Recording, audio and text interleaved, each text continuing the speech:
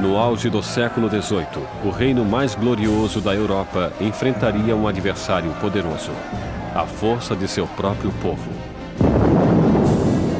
Um homem se ergueria para inspirar a nação a afastar um rei relutante, uma rainha odiada, e uma nova república nasceria no sangue da Revolução Francesa.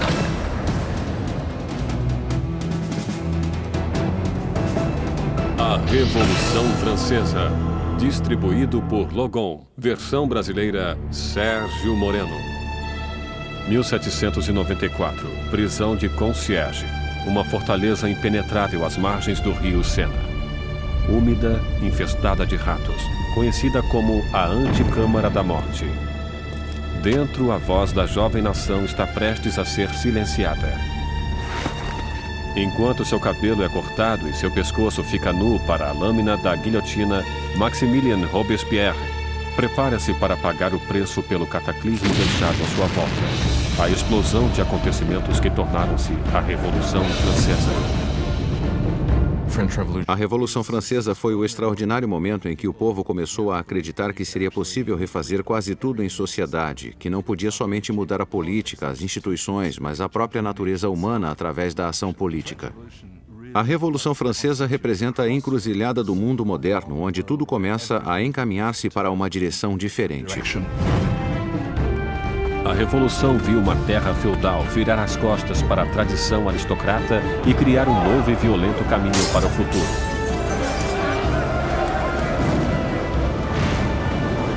Faria estremecer os próprios fundamentos da Europa e seu impacto seria sentido além dos mares. É o acontecimento mais importante da história ocidental. Há desenvolvimentos que podem rivalizar-se com ela, como a Revolução Industrial ou o capitalismo. Não consigo pensar em nada mais importante. Foi a revolução que mais abalou o mundo, se considerarmos que acabou com a Igreja Católica, livrou-se do cristianismo, livrou-se da nobreza, do rei e de todas essas coisas. A Revolução Francesa levou o pão aos pobres, a democracia à França, e estabeleceu uma nova ordem na sociedade. Mas o progresso custaria seu preço. Era um momento de esperança e ambição extraordinárias e acabou transformando-se em tragédia. Alquebrado e derrotado, Robespierre, que há pouco tempo ocupara o cargo mais alto, encontrava-se em meio à revolução mais cruel e sangrenta da Europa.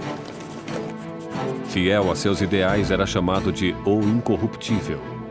Tão poderoso que qualquer manifestação sua causava o medo em toda a cidade. Um mestre em oratória, as palavras de Robespierre eram suas armas. Agora silenciado por uma bala na mandíbula, aguarda o mesmo final brutal a que obrigara tantos outros. A revolução devoraria seus criadores.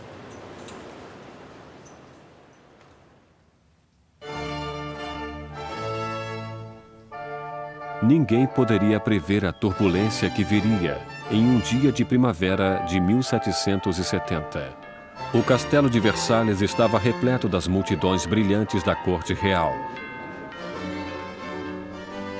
Terminada em 1682, Versalhes foi a obra-prima do rei Luís XIV.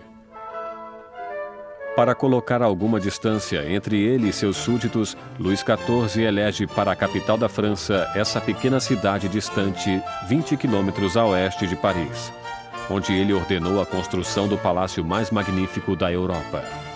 Durante quase 100 anos, ele foi o trono da monarquia da nação e hoje é testemunha de um casamento muito importante. O neto do rei Luís XV, o príncipe Luís Capet, o próximo na linha do trono, receberia sua noiva. Com apenas 15 anos na véspera de seu casamento, Luís Capet é tímido e hesitante, com poucas das características esperadas de um futuro rei, e muito menos de um marido.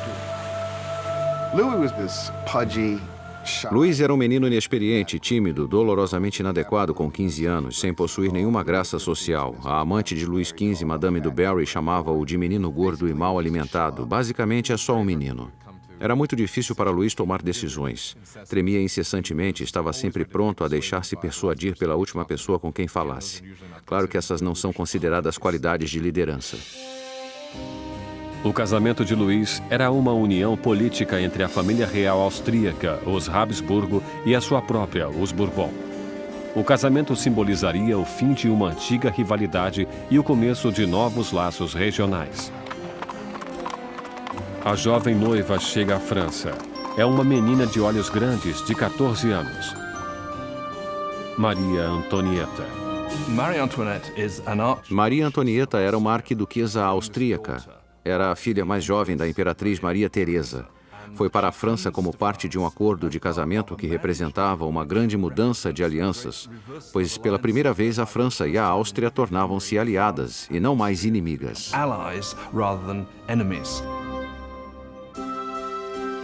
Maria foi para a França como um símbolo político, mas como adolescente tinha pouco interesse em assuntos políticos. Quando Maria Antonieta chegou a Versalhes, era muito jovem, não sabia muita coisa sobre o país em que viveria, não conhecia os costumes, não sabia nada sobre a corte, era uma moça de cabeça firme e muito alegre, mas ainda era uma menina. Quando Maria Antonieta chegou a Versalhes, era apenas uma adolescente loura, olhos azuis. Era bonita. Gostava de ser atraente para as pessoas e chegou com a intenção de conquistar o marido e sua nova família.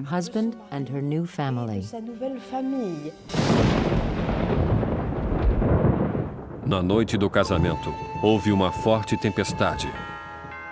Mas a grandeza da cerimônia iluminou o palácio enquanto os recém-casados dirigiram-se para a alcova real.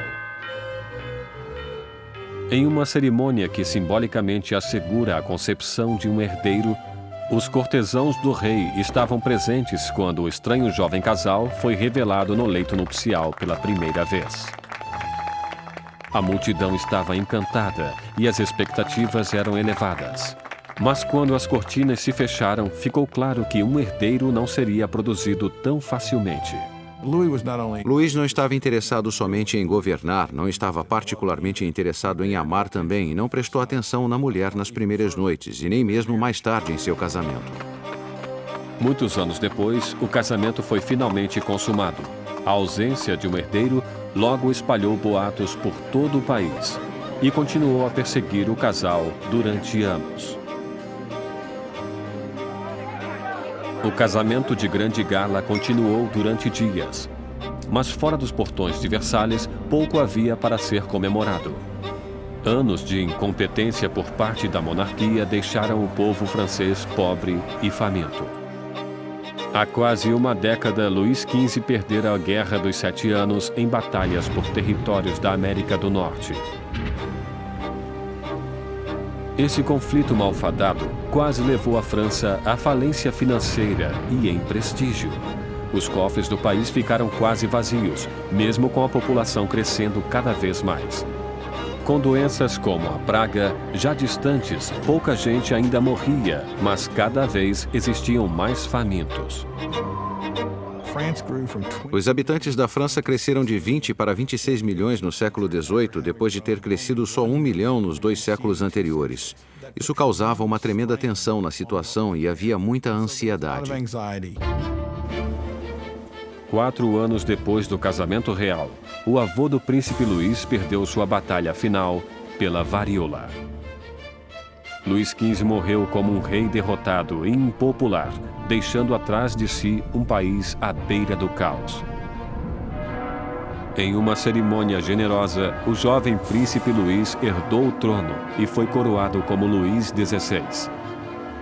Mas mesmo durante a coroação, Luís já estava consciente de não estar preparado para o cargo.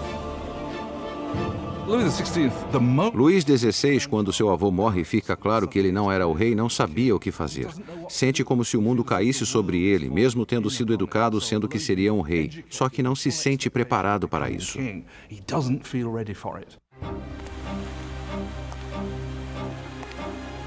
Para um reinado em crise, Luís XVI seria o pior homem a ser o novo rei. O jovem de 20 anos reza: "Protegei-nos, Senhor, pois reinamos muito jovens." Protegidos em seus aposentos reais em Versalhes, Luís e Maria iniciam suas vidas como jovens monarcas, enquanto, a apenas 20 quilômetros de distância, em Paris, outra nova era começava, que iria confrontar-se com a monarquia. Uma perigosa era de ideias. A era do Iluminismo.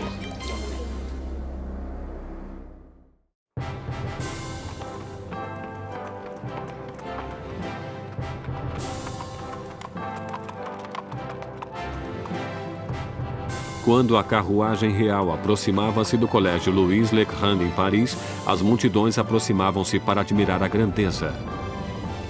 Era o dia de receber o novo rei coroado, Luís XVI, e sua encantadora esposa austríaca na cidade de Paris. E na liderança da festa de boas-vindas estava um jovem e promissor estudante de direito, Maximilien Robespierre. Quando Robespierre era um estudante, o rei visitou o colégio e Robespierre dirigiu-se ao rei em latim. Portanto, ele falou com Luís XVI quando adolescente.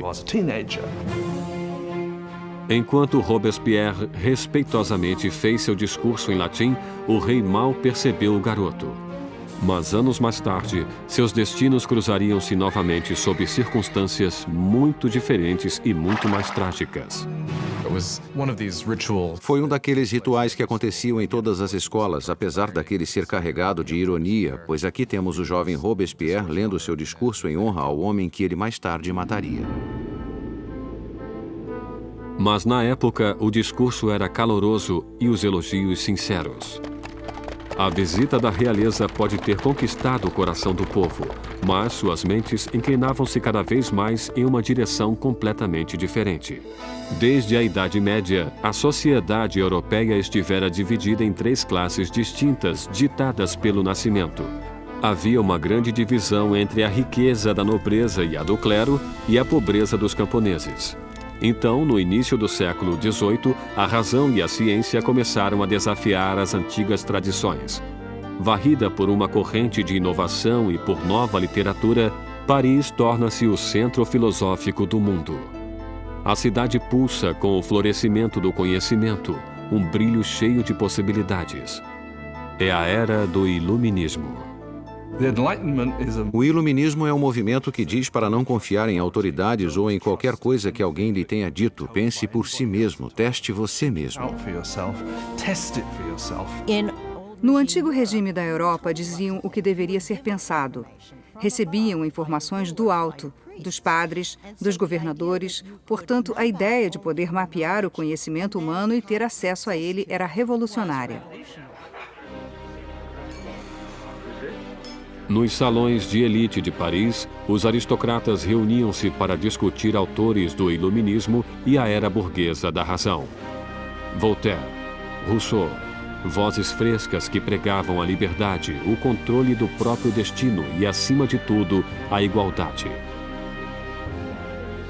A paixão por essa nova literatura encontra-se principalmente na classe superior, mas como o iluminismo atingia todos os níveis da sociedade, o grito de igualdade começou a ameaçar o modo aristocrático de vida.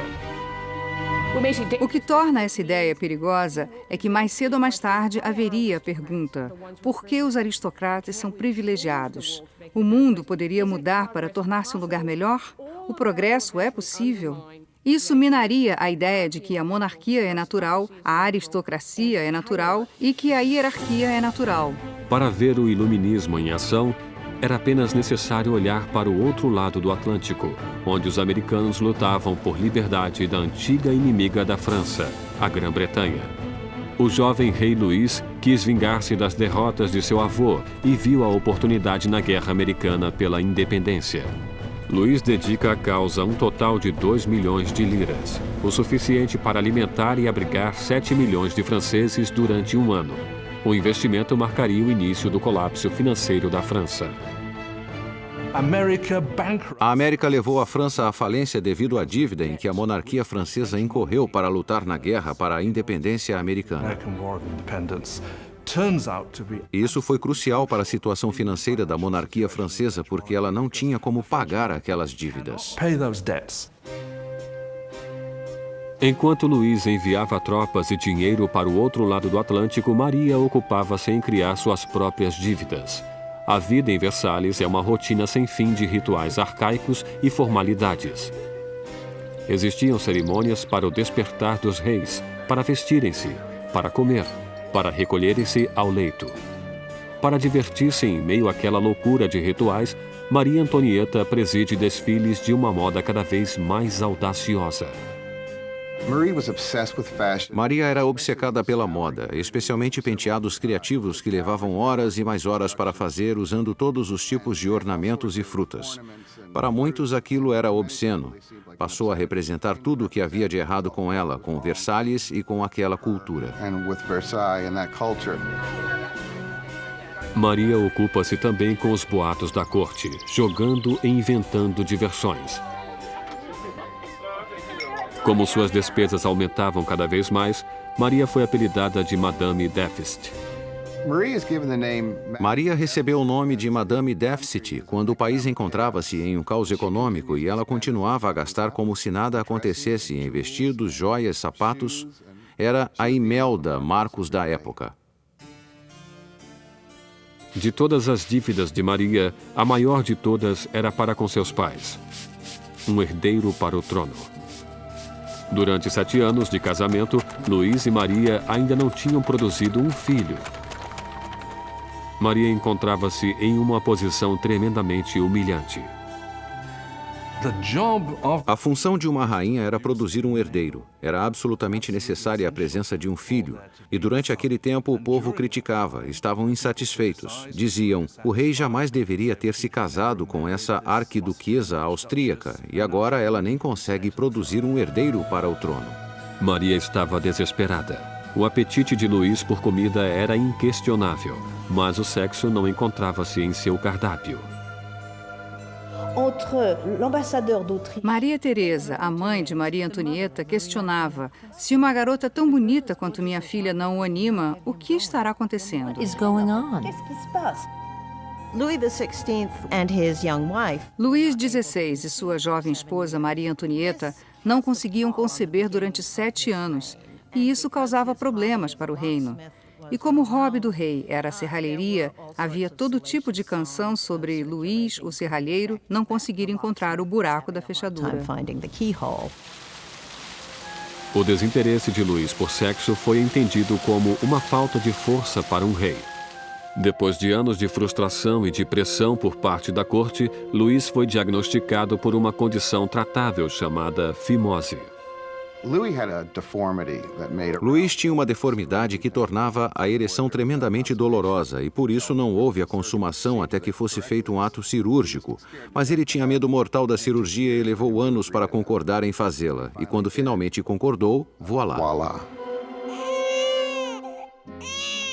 Depois de uma simples cirurgia, o casal pôde ter sua primeira filha, Maria Teresa. Mas isso não conseguiu limpar a imagem anterior de Maria.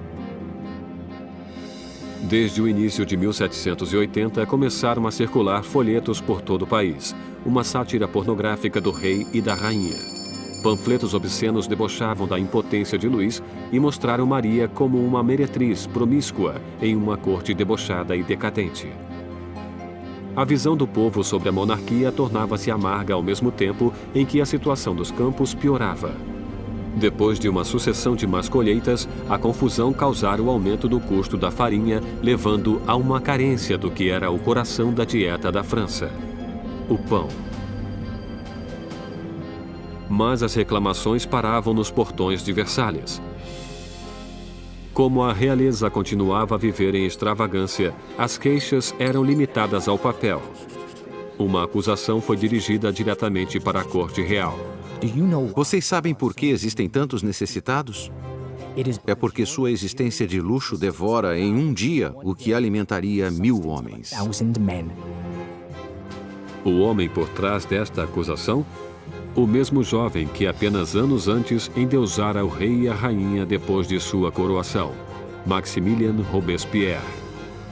E nele, o povo logo ganharia uma voz para pedir liberdade e igualdade para a revolução. Versalhes, no final do século XVIII, era um oásis de extravagância rodeado por uma terra em desespero. E com um rei inseguro no leme, a França seguia o caminho certo para o desastre. Depois de 19 anos de casamento, Luís tinha 4 filhos. Só que, como rei, continuava impotente. Em uma tentativa de demonstrar liderança, Luís ousa fazer reformas financeiras. Mas sua falta de conhecimento sobrecarrega os pobres com impostos pesados, enquanto a nobreza não paga por nada.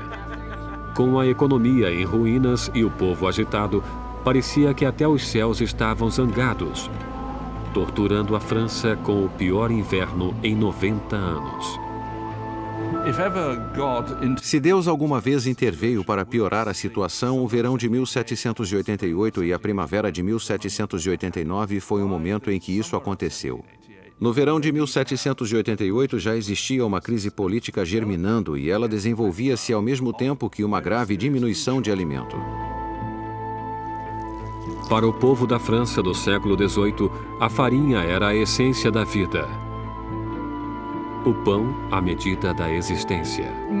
A pessoa mais simples da França consumia pelo menos 1 quilo de pão por dia. O pão era muito importante. Seu preço foi sentido por todo mundo. Se o preço dobrasse, era um sinal de más notícias. Com os enganos financeiros cometidos por Luís, o custo da farinha aumentou horrivelmente. A quantidade de alimentos era pequena. E o custo de um pãozinho logo era igual ao do salário de um mês. A fome tornava-se ira. Revoltas surgem por toda a França. Casas são destruídas. Padarias são roubadas e os padeiros que não podiam mais vender o pão eram linchados.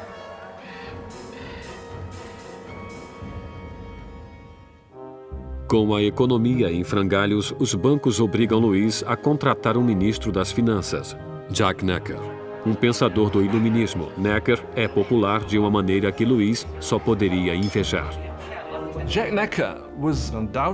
Jacques Necker foi sem sombra de dúvida o ministro mais popular durante a primavera de 89, porque afirmou publicamente em seus pronunciamentos que o dever do governo seria garantir que houvesse pão suficiente para todos.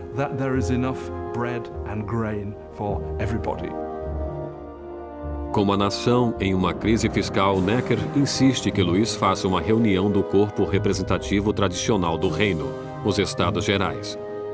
Era a primeira vez em que os representantes eram convocados em 175 anos. A França estava organizada politicamente em algo chamado de 3 estados. O primeiro estado era o clero, o segundo era a nobreza e o terceiro todos os outros. E segundo os censos contemporâneos, os 2 primeiros estados ocupavam 3% da população e o terceiro estado 97%. Muitos julgaram o fato injusto para com o terceiro estado, que era a maioria da população, ter somente 1/3 dos representantes. Sentiram que seria injustiça a existência de um parlamento com 3 câmaras, onde 2 delas, a nobreza e o clérigo, venceria nos votos o povo. 4 de maio de 1789. Um jovem e habilidoso advogado e político chegou a Versalhes. Maximilien Robespierre chegou para ficar diante dos Estados Gerais como representante, para lutar por uma voz justa para o povo que ele representava, o terceiro Estado. Órfão nascido no interior, Robespierre obteve uma proeminência acadêmica com seus estudos prodigiosos, tornando-se um orador eloquente, com ótima aparência, sem um fio de cabelo ou uma frase fora de lugar.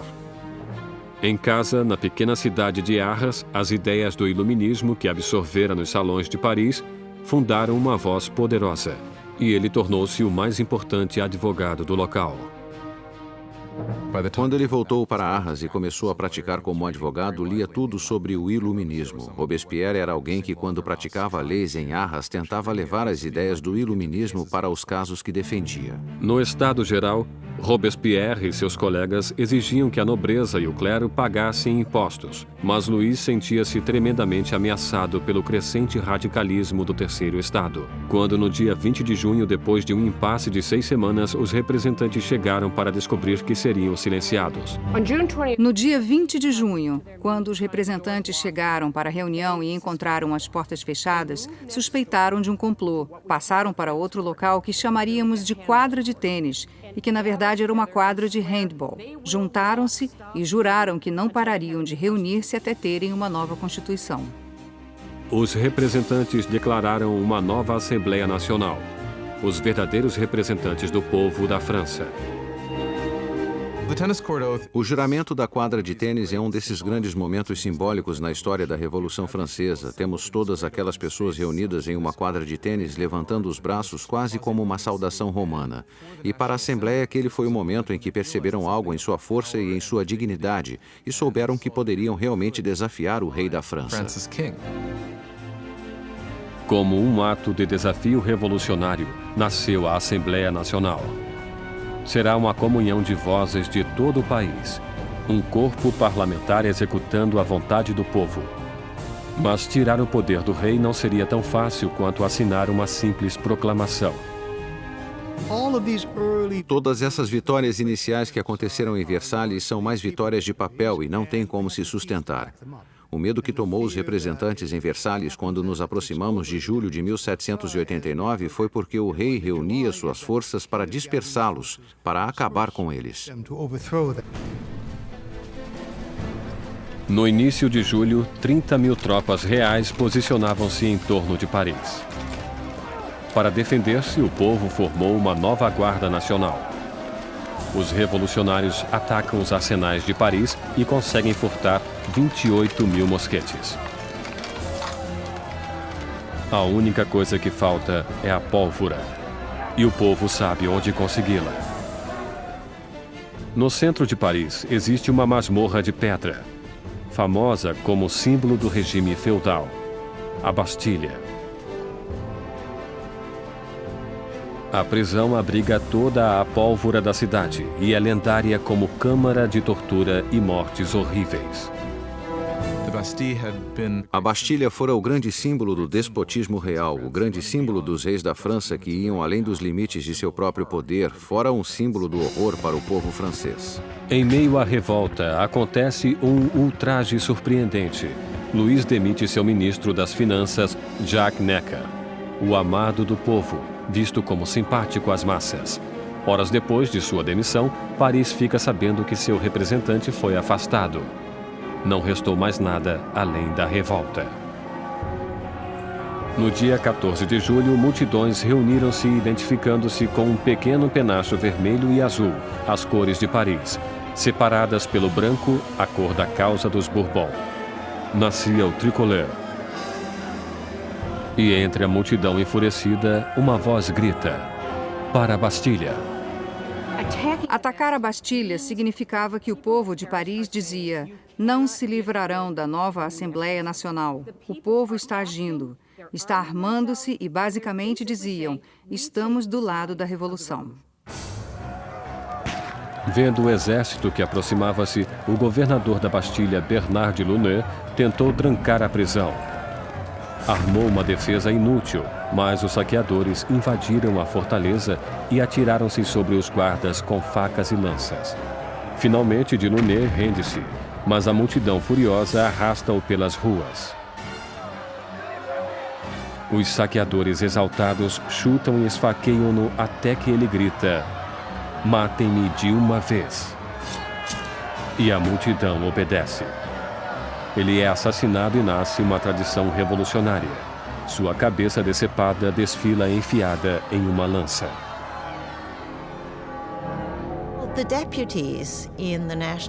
Os representantes da Assembleia Nacional não condenam esse ato de violência.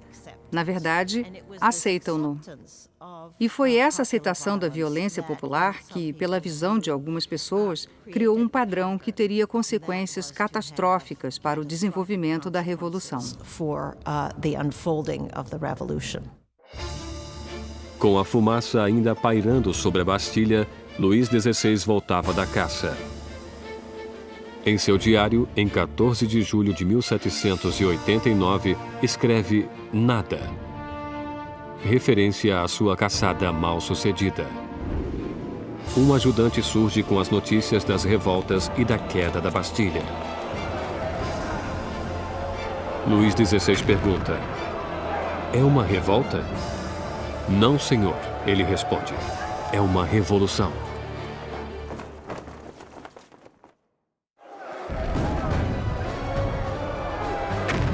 A queda da Bastilha soltou as rédeas da revolução. O povo desafiara seu rei e vencera. Não havia mais retorno. Como um símbolo da derrota real, o povo, homens, mulheres e crianças, cavaram com as próprias mãos e derrubaram a Bastilha, tijolo por tijolo. Começavam a desmontar o próprio passado. Os franceses decidiram destruir a Bastilha logo que puderam. Sem terem como usar explosivos, isso foi feito dolorosamente, mas com um tremendo vigor. E os tijolos foram arrancados e vendidos como emblemas da demolição do despotismo. A energia das ruas dava força